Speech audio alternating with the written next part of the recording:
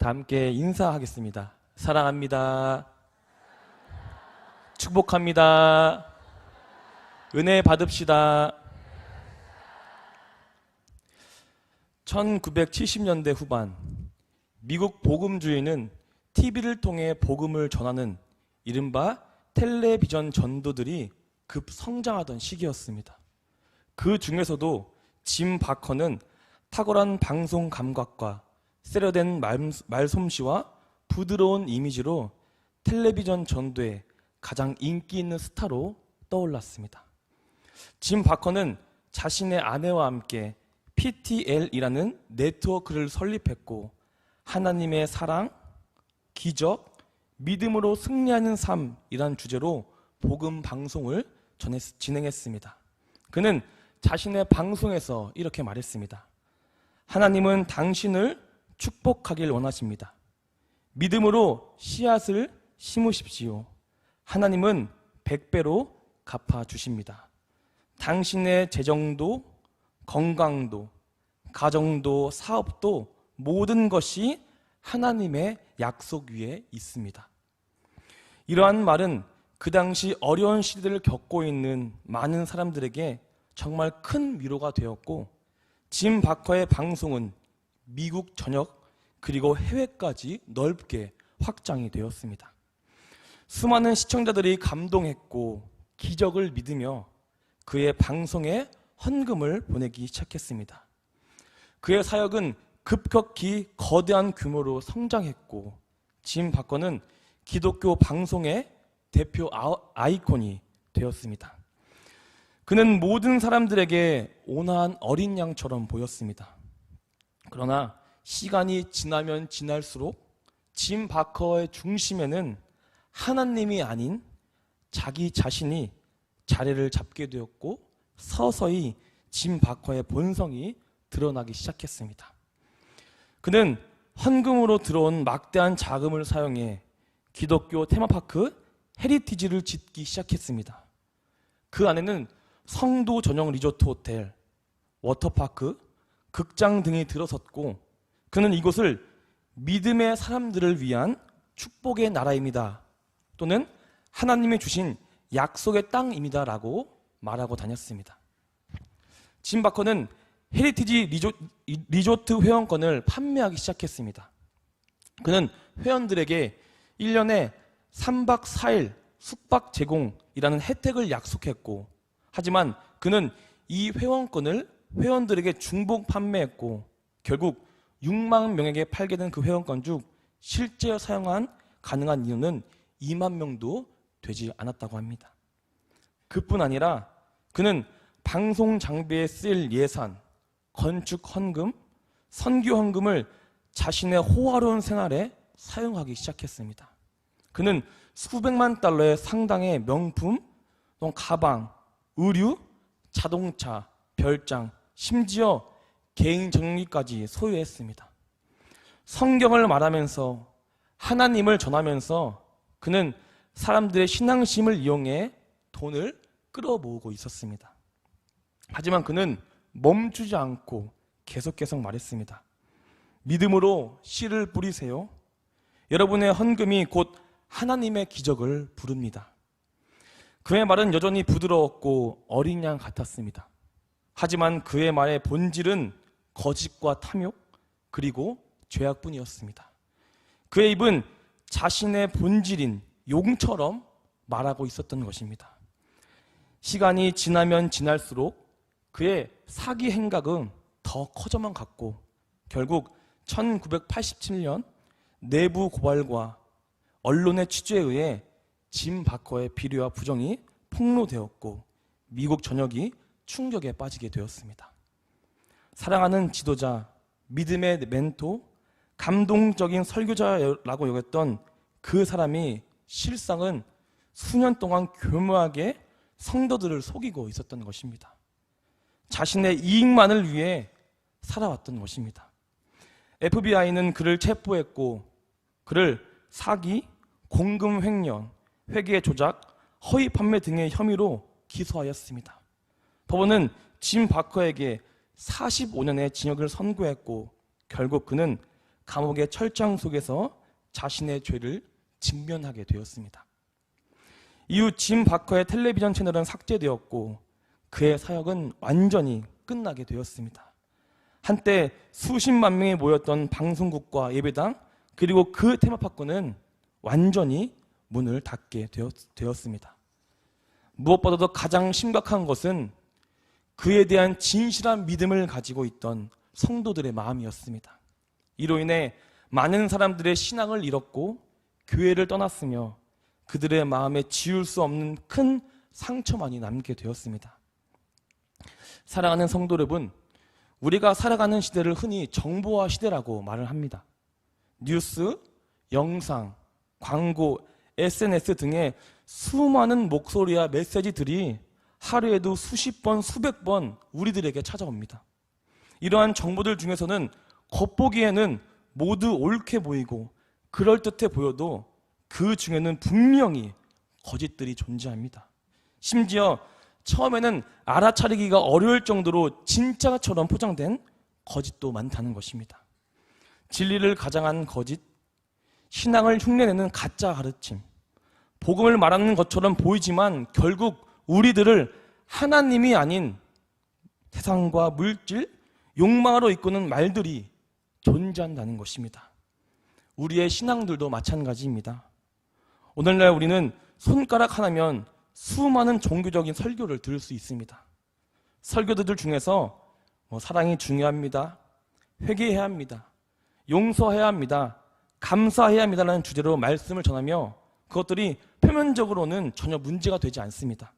그러나 문제는 이 말들이 어떻게 사용되었는가입니다. 하나님의 진리를 드러내기 위해 사용된 말인가? 아니면 하나님의 진리를 덮기 위해 그럴싸한 말로 포장하고 있는가라는 것입니다. 거짓은 나는 거짓이다 라고 그런 얼굴을 하며 우리에게 찾아오지 않습니다. 거짓은 항상 진리를 닮은 얼굴을 하고 우리에게 다가옵니다. 그래서 우리는 그 말의 내용만 듣고 섣불리 판단하는 삶을 살아갑니다. 그 말의 뿌리가 어디서 왔는지, 그 말의 방향이 어디인지, 그 말이 무엇을 추구하게 만드는지, 그 말이 우리를 하나님께 가까이 나아가게 하는지, 그 말이 우리를 하나님께 순종하는 자로 만드는지 우리는 정확히 분별하며 살아가야 합니다. 오늘 말씀을 통해 그리스도처럼 보이나 실상은 사탄이며 양의 탈을 쓴 용의 목소리에 속아 넘어가는 자가 아니라 믿음의 눈과 마음을 열어 거짓에 속지 않는 진실을 원하는 은혜로운 시간이 되기를 간절히 소망하겠습니다. 우리는 가장 먼저 외형이 아니라 그 말의 본질을 봐야 합니다. 본문 13절을 함께 읽겠습니다. 내가 봄에 13장 11절 함께 읽겠습니다. 내가 봄에 또 다른 짐승이 땅에서 올라오니 어린 양 같이 두 뿔이 있고 용처럼 말을 하더라. 아멘. 사도 요한은 바다에서 올라온 첫 번째 짐승에 이어 땅에 올라온 또 다른 짐승을 보았다고 말하고 있습니다. 이 짐승은 두 뿔이 있는 어린 양처럼 보였습니다. 그의 모습은 경건하고 온유해 보이고 거룩하고 믿을 만한 것처럼 보였습니다. 그 누가 보아도 전혀 위험해 보이지 않고 심지어 예수님과 닮았다고 착각할 수 있을 정도로 종교적인 모습을 하고 있었습니다. 하지만 이 짐승이 입을 열자 그의 말은 용처럼 들리게 되었습니다. 요한계시록에서 용은 사탄을 가리키는 말입니다. 즉, 이 짐승의 겉모습은 예수님의 이미지를 가지고 있지만 그 본질의 말은 사탄의 말이 가득 차 있다는 것입니다. 그 말은 복음을 말하는 것 같고 은혜로운 단어들이 가득 차 있는 것 같지만 그 중심에는 자기 중심적 신앙, 회개가 없는 사랑, 십자가가 없는 믿음, 자기만을 위한 은혜가 자리 잡고 있다는 것입니다.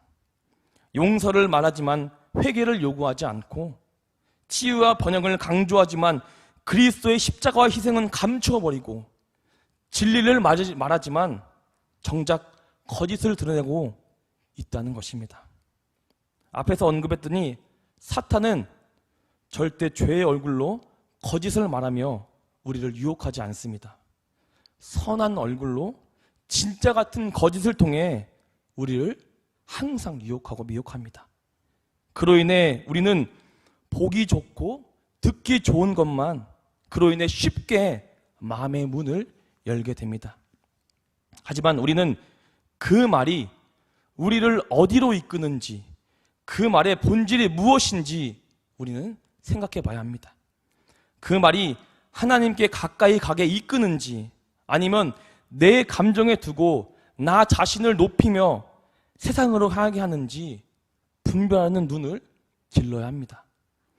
성도 여러분, 우리는 말의 본질을 봐야 합니다. 진리를 닮은 거짓이 난무하는 이 시대에 겉모습이 아닌 본질을 꿰뚫어 보는 믿음의 눈을 가지고 하나님께 가까이 나아가는 거룩한 백성이 되기를 간절히 소망하겠습니다. 또한 우리는 기적과 능력에 속지 말아야 합니다. 본문 13절과 14절을 함께 읽겠습니다. 큰 이적을 행하되 심지어 사람들 앞에서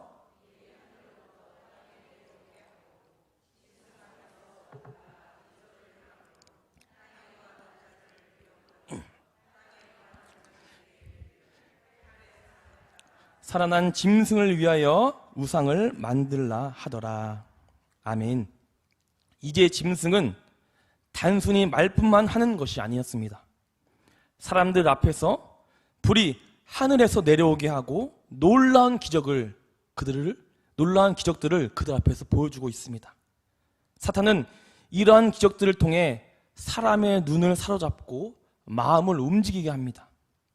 사람들은 이런 기적과 능력을 보며 저건 진짜일 거야, 저건 분명히 하나님이 함께 하시기 때문에 가능한 거야 라고 생각을 합니다. 그로써 우리는 미혹을 당해 우상을 섬기게 되는 가장 큰 죄를 범하게 된다는 것입니다. 인간은 기적을 보고 싶어하고 능력을 경험하기를 원합니다.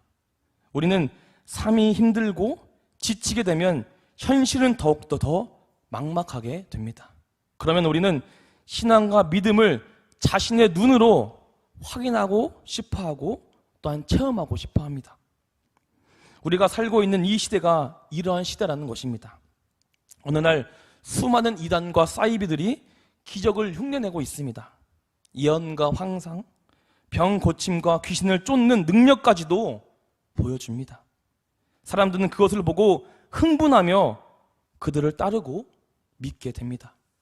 하지만 그들은 회개도, 죄에 대한 깨달음도, 십자가도, 예수님에 대한 절대적인 믿음도 없다는 것입니다. 기적은 그저 외적 증거입니다. 하나님은 기적을 행하실 수 있지만 사탄은 기적을 위조한다는 것입니다. 성도 여러분, 진짜 신앙은 기적과 능력에만 있지 않습니다. 진짜 신앙은 능력보다 기적보다 말씀을 중심으로 서야 한다는 것입니다. 하나님께서 원하시고 찾으시는 자는 회개와 순종, 즉 그 말씀의 중심으로 평생토록 살아가는 자를 하나님께서는 원하신다는 것입니다.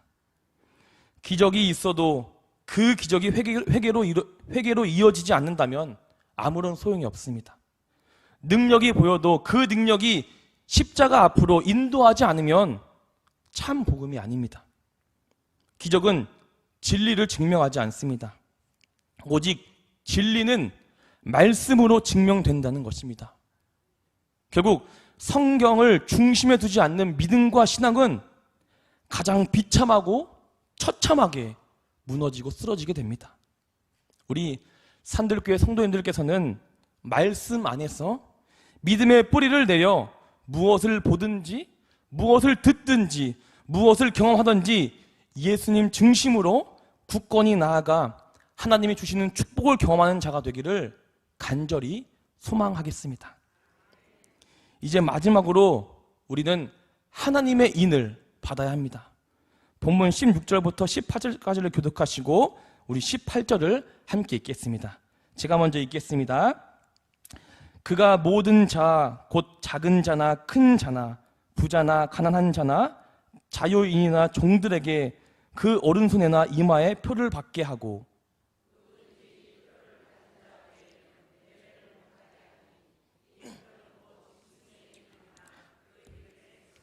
함께 읽겠습니다. 지혜가 여기 있으니 총명한 자는 그 짐승의 수를 세어보라.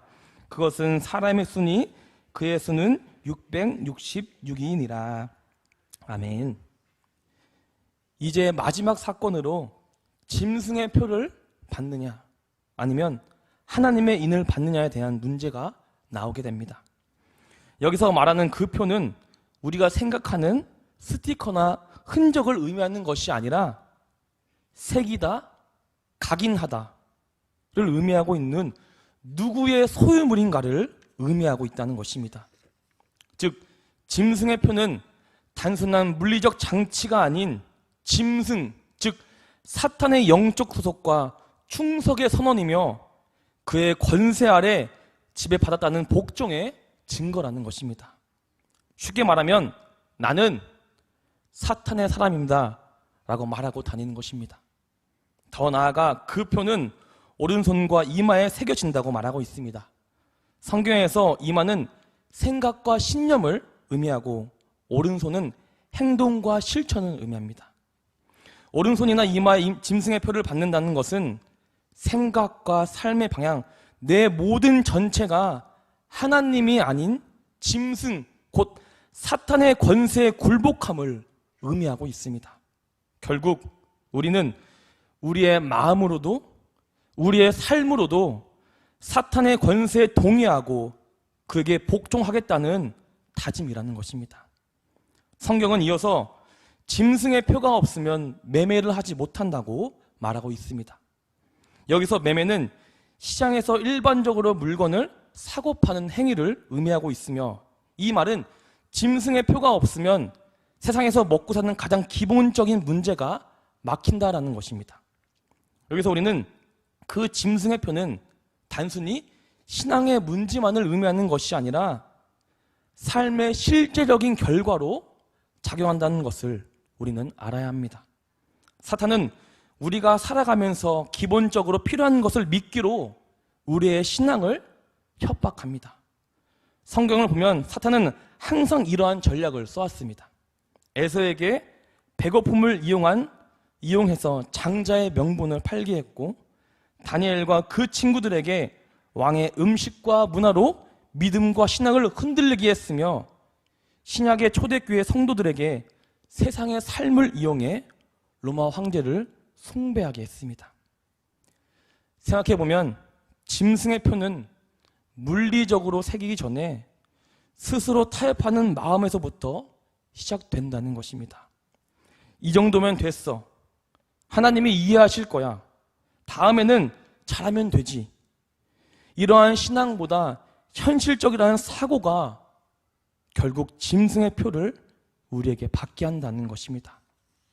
그리고 어느 순간 우리는 우리의 삶 전체를 사탄의 말에 순종하도록 훈련받게 됩니다. 이러한 짐승의 표는 서서히 우리의 삶과 신앙에 침투하고 우리를 무의식 중에 사탄의 자리에 앉게 만듭니다. 성도 여러분, 우리의 이마와 오른손에는 사탄의 표가 아니라 하나님의 표가 새겨져야 합니다. 우리의 생각과 신념 그리고 행동과 실천의 방향이 사탄이 아니라 오직 하나님께로 향해야 합니다. 사탄의 유혹에 순종하는 것이 아니라 하나님의 말씀에 훈련되고 그 말씀에 순종하는 자가 되어야 한다는 것입니다. 신앙보다 현실의 삶을 살기 위해 스스로 타협하는 자가 아니라 하나님의 생각과 그 놀라운 뜻을 우선시하여 나의 삶 모든 중심에 하나님으로부터 시작할 수 있는 사람이 되기를 우리는 끊임없이 간구하며 살아가야 합니다. 말씀을 마무리하겠습니다. 우리는 믿음을 지키기 위해 지금까지 싸워왔고 앞으로도 믿음을 지키기 위해 평생을 싸워가야 합니다. 자녀들을 말씀 안에서 키우기 위해 애쓰고 가정을 교회 중심으로 세우고자 수고했을 때 때때로 정직하게 살려다가 손해도 보고 신앙을 지키기 위해 마음 아픈 결정도 내려야 했습니다. 하지만 사탄은 약해지는 것이 아니라 시간이 지나면 지날수록 속임과 유혹이 더 교묘해지고 더 날카롭게 자랍니다. 오히려 어린 양처럼 더 겸손하고 더 따뜻하게 사랑과 평화를 말하며 우리에게 접근합니다.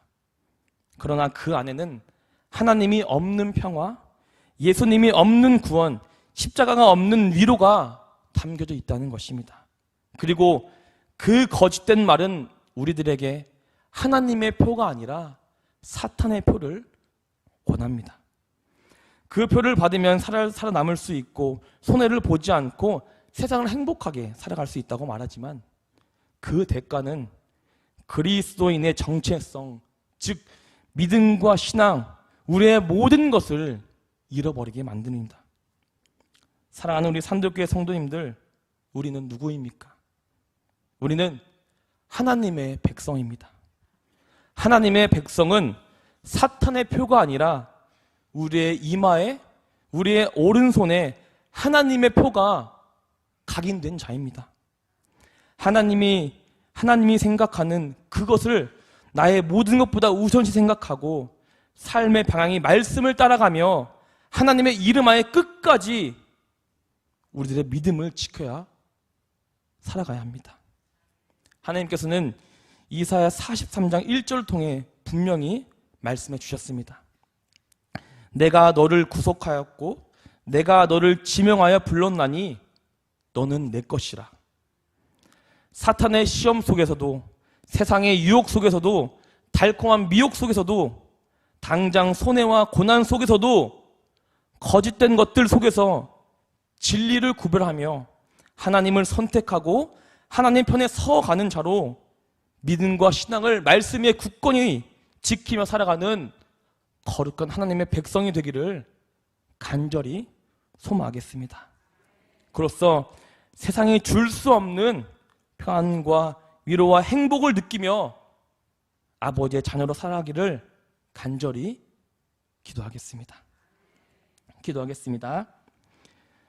사랑의 아버지 하나님, 세상 속에서 어린 양처럼 보이지만 용처럼 말하는 거짓된 자들이 있음을 말씀을 통해 깨닫게 하시니 감사합니다. 눈에 보이는 이적과 외적인 화려함에 속지 않게 하시고 말씀 위에 굳게 서서 참된 진리를 분별하게 우리를 인도하여 주시옵소서. 우리의 마음과 이마에 아버지의 이름을 새기며 세상의 강요와 압박 속에서도 믿음을 지키게 우리의 삶을 친히 주관하여 주시옵소서. 잠시의 안락함을 위해 영원한 생명을 포기하지 않게 하시고 끝까지 믿음과 신앙을 지키며 주님께 충성하는 자가 될 수 있도록 인도하여 주시옵소서. 감사하고 사랑합니다. 살아계신 예수 그리스도의 이름으로 기도드렸습니다. 아멘.